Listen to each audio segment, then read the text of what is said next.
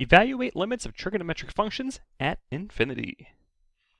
So in this video, we're going to be talking about limits at infinity of trigonometric functions. And our first category is going to be with typical trigonometric functions. And a typical trigonometric function is something like we have here, cosine of 3x. And we're being asked to evaluate the limit as x approaches infinity of cosine of 3x.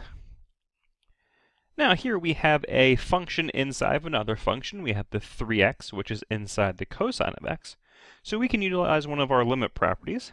Remember, we had a limit property that says if we have the limit as x approaches some a value of a function, we can put the limit inside of that function, so we can do f of the limit as x approaches a of x. And we utilized this particular property when we were talking about square roots. So if you remember, when we had the limit as x approaches a of the square root of x, we were able to rewrite that as the square root of the limit as x approaches a of x. So we'll be doing a similar thing here, where we'll be putting the limit inside of the cosine function, because cosine is a function. So that means we're going to have cosine of the limit as x approaches infinity of 3x. And now we can apply the limit, so we can substitute the infinity in. So we're going to get cosine of 3 times infinity. 3 times infinity is infinity, and then we end up with cosine of infinity. And the question is, what does this value equal? Well, in order to understand what this value equals, we're going to have to quickly explore the graph of our cosine function. Let's remember the graph of our cosine function. I drew my x-axis a little poorly there. The graph of the cosine function is an oscillating function, meaning it starts up at 1, and then it crosses the graph, and it comes down and hits -1, and then it crosses back up, and so on and so forth. So as we can see here, cosine of x is going to oscillate between 1 and -1, because that is the range of a cosine function. Well, since cosine oscillates between 1 and -1, it never actually approaches any specific value for its end behavior. It just bounces up and down and up and down and up and down. So for that matter, the end behavior of a cosine function does not exist, which means cosine of infinity does not exist, because again, it oscillates and there is no end behavior. Alright, so let's take a look at another example. In this example, we want to evaluate the limit as x approaches infinity of sine of 2x minus 1. So we can take the first step here of putting the limit inside of our trig function. So we're going to get sine of the limit as x approaches infinity of 2x minus 1. And then we can perform direct substitution here to get sine of 2 times infinity minus 1. Well, 2 times infinity is infinity, and infinity minus 1 is still infinity. So we run into a similar situation here with sine. We end up with sine of infinity. So let's just come in here and let's check the graph and see what happens with our sine function. Well, our sine function is also an oscillating function, meaning that it continues to bounce up and down, up and down, up and down between 1 and -1, hence the range. So again, sine doesn't have an end behavior. It doesn't have a specific height that the function approaches. It keeps bouncing up and down, up and down, up and down. So therefore, this particular limit also does not exist. And this is going to be true for most of our trig functions, is that with these typical trigonometric functions, most of the time the limit does not exist. Alright, next up, or the next category of trig functions we're going to be talking about are what I'm calling the jelly donut trigonometric functions. Now, what do I mean by that? Well, here we have the limit as x approaches infinity of 3 sine of 1 over 2x plus 1. So if you notice, we've got some jelly inside of our bigger donut. Just trying to create a funny analogy there that the function inside of the other function is like a jelly donut. So whenever we have this kind of complicated looking function inside of a trig function, we're going to want to employ this strategy, which starts out very similar to the previous ones. We want to put the limit inside of the trig function. So we're going to be left with 3 sine of the limit as x approaches infinity of 1 over 2x plus 1. Well, now we're just taking the limit of a rational expression. And we know that in order to take the limit at infinity of a rational expression, we need to factor out the highest degree variable in the numerator and the highest degree variable in the denominator. So here we go. We're going to have 3 sine of the limit as x approaches infinity. Well, let's see, in the numerator there's just 1, so there's really nothing to factor out there. In the denominator I have an x, so I can factor out the x, leaving me with 2 plus 1 over x. Well, then I can kind of pull the inner fraction apart to get 3 sine of the limit as x approaches infinity of 1 over x times 1 over 2 plus 1 over x. And then from here, we'll just use our limit properties and take the limit of everything inside there.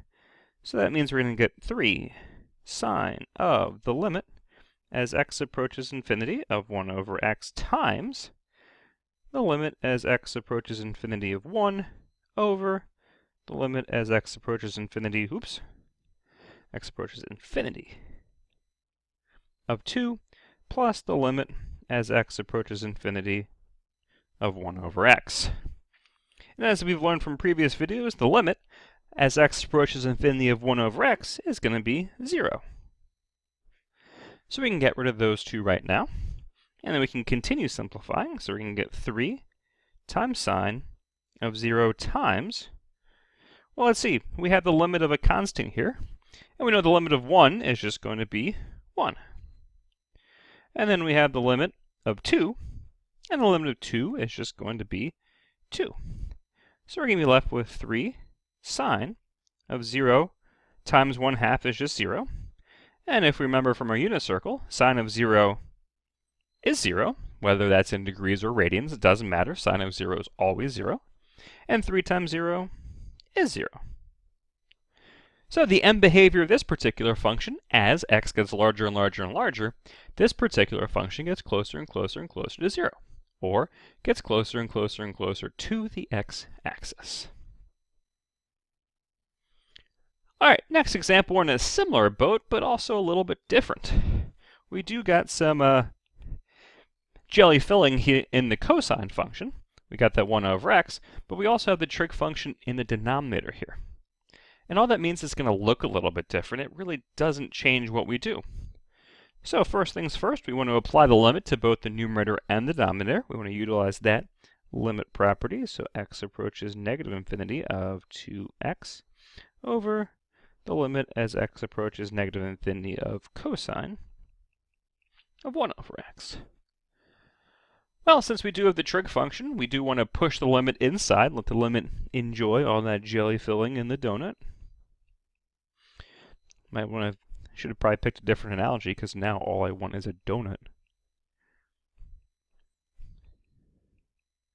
Alright, but then if we look at the inside of cosine, we are given the limit as x approaches negative infinity of 1 over x, which we know is going to be 0. So we can continue working. We'll get the limit as x approaches negative infinity of 2x all over cosine of 0. Then we can take care of the limit in the numerator, which will be 2 times negative infinity over, well, cosine of 0 is going to be 1. And again, doesn't matter if it's radians or degrees, cosine of 0 is always 1. And let's see, 2 times negative infinity is going to be negative infinity, and negative infinity times 1 will still be negative infinity. Meaning that our end behavior here, as x gets farther away from 0 on the left-hand side, the height of our function is approaching negative infinity, or it is continually going down forever and ever and ever. All right, and then our third and final type of trigonometric function for limits at infinity is our trigonometric spies. Ooh, what's going on here? So let's take a look at an example. Here we want to look at the limit as x approaches infinity of 4x plus 2 minus cosine of 2x. Now why do I call this trigonometric functions spies? Well, because we have a polynomial at the beginning here of 4x plus 2, which makes us think, oh, we can solve this like a normal polynomial. But then there's this cosine of 2x kind of being sneaky, trying to sneak in there and be part of the polynomial as a trigonometric spy. So having that cosine in there, we did catch it, so we know that we can't directly treat it as a polynomial. So in this situation, we're going to have to take a little bit of a different approach. So first, let's just do some comparison and look at some graphs. So what happens if I had the graph of just the polynomial part? So if I had the graph of y equals 4x plus 2. That graph is going to look something like so. And now let's see what happens when we tack on the minus cosine of 2 pi. Alright, so again, just looking to see what happens. So we look at y equals 4x plus 2 minus cosine of x. This particular function is going to look something horribly, because this is a bad drawing, like this. So if we notice, it kind of goes in the same direction as 4x plus 2. It just kind of adds this oscillating movement of the function, but we're still going in the same direction. So we're looking at the limits now as x approaches infinity, which means we're looking at end behavior. So as our y equals 4x plus 2 function approaches the end behavior, we can see that our height of the function is going towards infinity. And if we look at 4x plus 2 minus cosine, again, as we approach the end behavior towards positive infinity, we can see that this particular end behavior, the height of this oscillating linear function, is also going towards infinity. So, even though we've tacked that cosine on, it didn't change the end behavior. So, if we can figure out what the end behavior is for the limit as x approaches infinity of 4x plus 2, meaning if we can just define the limit of the polynomial part, that's going to be the same as the limit of the entire expression. So we can evaluate this. This is going to be 4 times infinity plus 2, which will be infinity plus 2, or just infinity. Which means then that the limit as x approaches infinity of 4x plus 2 minus cosine of 2x is going to have the same end behavior. It might take a little twisty, turny, loopy, oscillating movement to get there, but it's still going to get to the same spot. So therefore, this limit is equal to infinity.